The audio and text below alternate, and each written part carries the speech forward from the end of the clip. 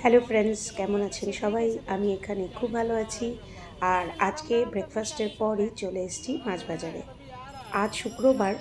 এখানে মানে মাছ বাজারে সপ্তাহে 3 দিন, সোম সোম না সরি রবিবার, বুধবার আর শুক্রবার মানে ভালো মাছ আসে সকালবেলা, মানে বেশি কোয়ান্টিটিতে আসে। তাই আজকে চান্সটা নিয়ে নিলাম। 50 रुपये पाव है। দেখুন, আজ আবার পেয়ে গেলাম পুঁটি মাছ। মোটামুটি ভালোই সাইজ, 200 টাকা কিলো। পুঁটি মাছ যেহেতু হাজব্যান্ডের ফেভারিট ছোট মাছ, তাই একদম 1 কিলো নিয়ে নিলাম। জানি না এতটা মাছ কিভাবে পরিষ্কার করব। যাই হোক, দেখা যাবে। এবার যাই একটু বড় মাছের দিকে। এই ভেতরে ঢোকার রাস্তাটা খুব খারাপ, খুব সাবধানে সাবধানে যেতে হয়। আসলে এই জায়গাটা বরুণা নদীর পার। আগে মেন রোডের পাশেই এই সব মাছওয়ালা ভাইয়ারা বসতো। এখন রোডের সামনে বারণ করে দিয়েছে, তাই এই ভেতর দিকটায় আসতে হয়। তবে এই বাজারে মোটামুটি ভালো মাছ পাওয়া যায়। ছোট মাছগুলো নদীর মাছ, আর বড় মাছ যেগুলো জিন্দা রুই কাতলা বা পাঙ্গাস থাকে, সেগুলো চাষ করা মাছ। তবে খুব বড় কাতলা বা রুই বা মৃগেল এসব জিনিস যেগুলো আন্ধ্রা থেকে আসে অন্যান্য মার্কেটে, এই মার্কেটে সেগুলো পাওয়া যায় না। এই বাজারে কেটে বড় মাছ বিক্রি হয় না।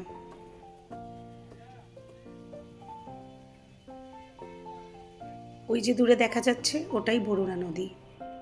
আর এই যে ভাইয়া বসে আছেন, ওনার থেকেই আমি জেনারেলি রুই কাতলা নিই। এখানে ওনার একটা বাড়ি আছে, আর এই যে ভেতরে ট্যাঙ্কি আছে, এগুলোতে পুকুর থেকে এনে রুই কাতলা জিয়ে রাখা হয়। ওনার নিজস্ব ফিশারিও আছে। নিজের ফিশারি বা অন্যান্য ফিশারি যেখান থেকেই আসুক মাছ, এই জায়গাটাতেই টেম্পোরারি রাখা হয়। তারপর এগুলো সব বিক্রি হয়ে গেলে আবার আনা হয়। আমি যখনই আসি ওনার থেকেই আমি মাছ নিই।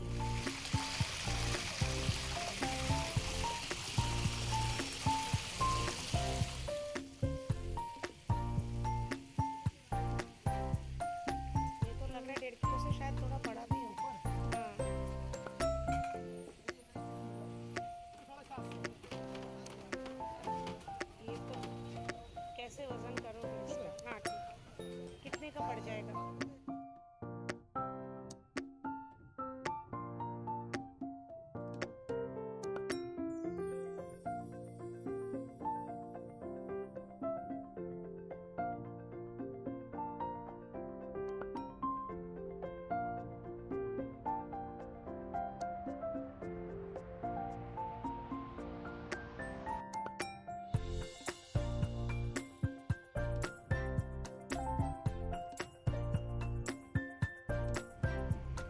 মাছ বাজার আমার হয়ে গেছে। পুঁটি মাছ আর কাতলা মাছ নিয়ে এবার আমি চললাম বাড়ি। এখানে বাজারে না ঢুকলে রোডের ওপরে এরকম দোকান থেকেও মাছ কেনা যায়, তবে আমার কেন যেন পছন্দ হয় না। আমার ভেতরের মাছগুলোই বেশি ফ্রেশ মনে হয়।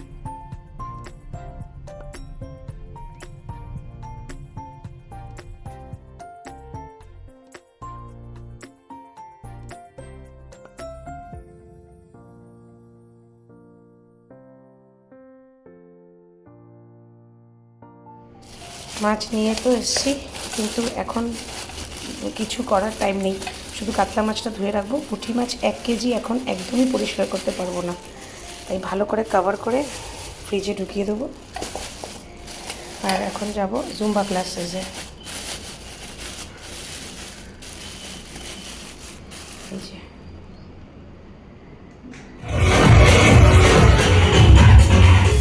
জুম্বা ক্লাসেস থেকে ফিরে এসে তাড়াতাড়ি রান্না চাপিয়েছি।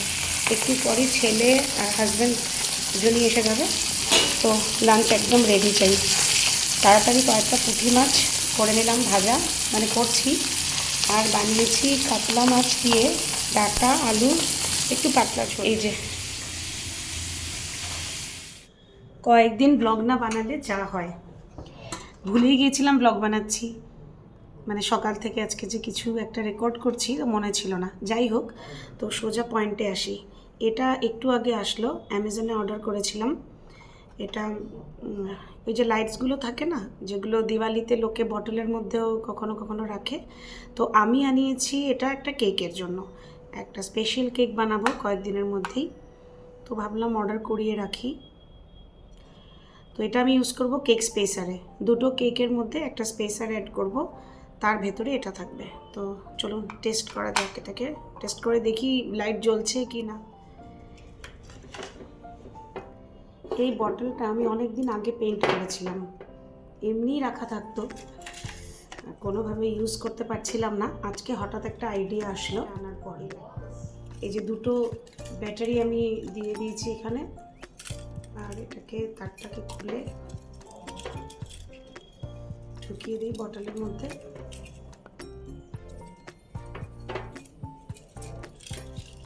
এই লাইটটা আমি ফার্স্ট টাইম ইউজ করছি, মানে এরকম লাইট।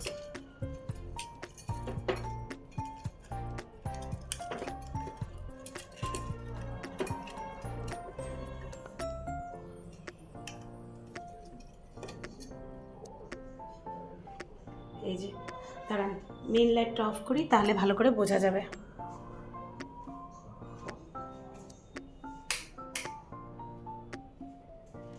বাহ, বেশ ভালো লাগছে তো, একদম টেবিল ল্যাম্পের কাজ হয়ে যাবে।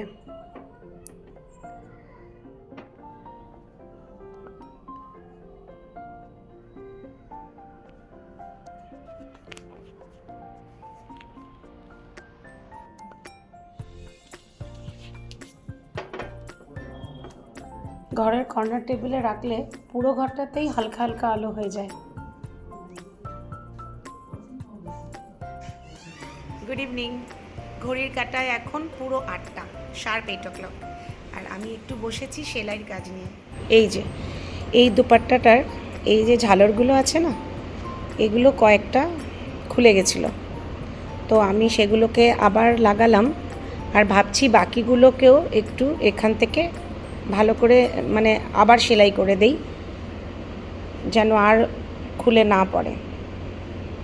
না থাকলে, একটাও না থাকলে ঠিক আছে, কিন্তু কয়েকটা থাকবে কয়েকটা থাকবে না, একদম বাজে দেখাবে না। গরমে একদম অবস্থা খারাপ, তাই এসির আওয়াজটা একটু ইগনোর করবেন, কারণ অ্যাভয়েড করা যাচ্ছে না এসিটাকে। ফ্যানে আজকাল আর থাকা যাচ্ছে না, শুধু ফ্যানে।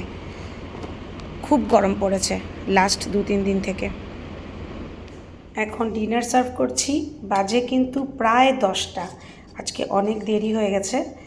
আসলে রিজনটা হলো এই, আমার ছোট ছেলেটা কালে ভদ্রে মন হয় তো পড়ার, মানে একটু রিকোয়েস্ট করে পড়াতে বসিয়েছিলাম, আর যেহেতু দেখলাম পড়ছে, তো খাওয়ার জন্য আর ডাকলাম না।